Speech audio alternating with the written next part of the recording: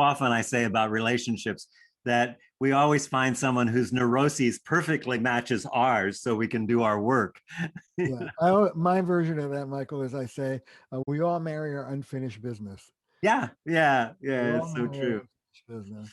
Yeah. And that's the great healing opportunity of a relationship.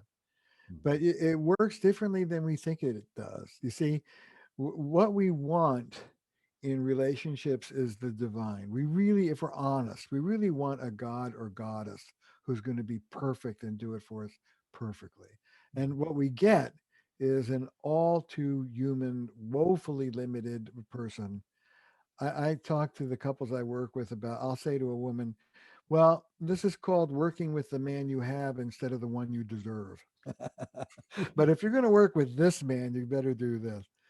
Anyway, we long for the divine, but it is actually the collision of your imperfections and mine and how we manage that collision. That's the actual stuff and guts of intimacy. This Mm. is like the couple's character.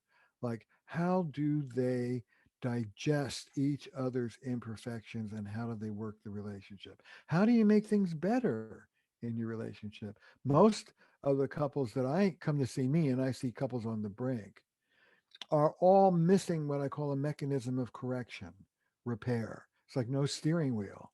Look, don't scratch me here, scratch me there. It works better. Don't tell me what to do, and it doesn't work.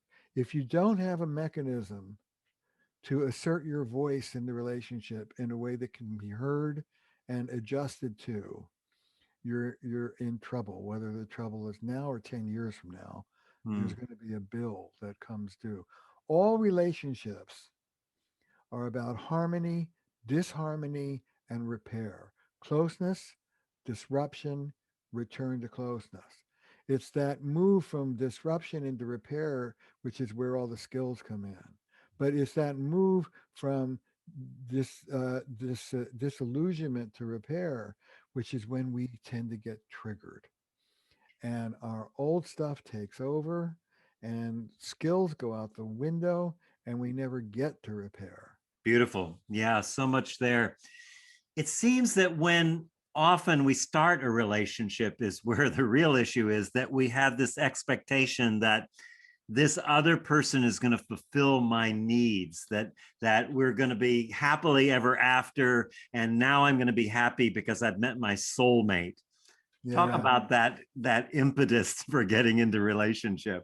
Well, that's that early harmony phase, the in love phase. I speak about harmony, disharmony, and repair at the micro level. You can go through it 30 times during one dinner conversation, but it's also at the macro level. So at the biggest level, I talk about three phases of relationship. Harmony phase, I speak of as love without knowledge. This is my soulmate. I've never met anybody who this is, and I do believe there's that deep soul recognition, but you don't know about the state of their closet floor, do you? And you don't know about their bills, and you don't know about how they are with friends. Sooner or later, and certainly with the advent of children, you move from that, oh God, we're the best thing since sliced bread, to, I'm sorry, do I know you? Have you ever, have we ever spoken before? This is, James Framo, the father of couples therapy back in the 40s and 50s, once wrote, the day you turn to the person in bed with you and you say to yourself, this is a dreadful mistake. I've been had. This is not the person I fell in love with. That day, says Framo, is the first day of your real marriage. Mm, That's disillusionment. mm, Repair, and I call that phase knowledge without love. mm, Now I see all your warts and moles, but I'm not very happy about them. The third phase is mature love, and I call it knowing love, repair. mm. And that's where I know all about your limitations. I live with you, but son of a gun, uh, as woefully lacking as you may be, you're mine.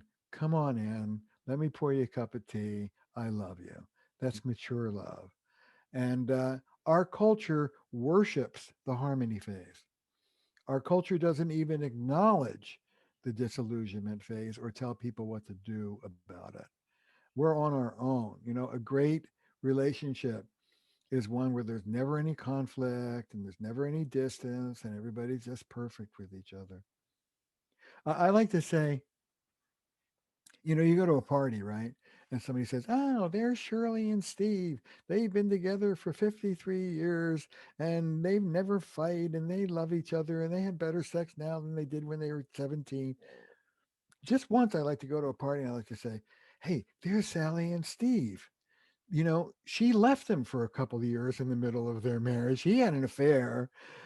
They fight like cats and dogs, but they're getting better. They've been in about 15 years of on and off therapy, and they're learning to accept each other. Aren't they adorable?" Just once, I'd like to hear something like that. But we're not real with each other that way.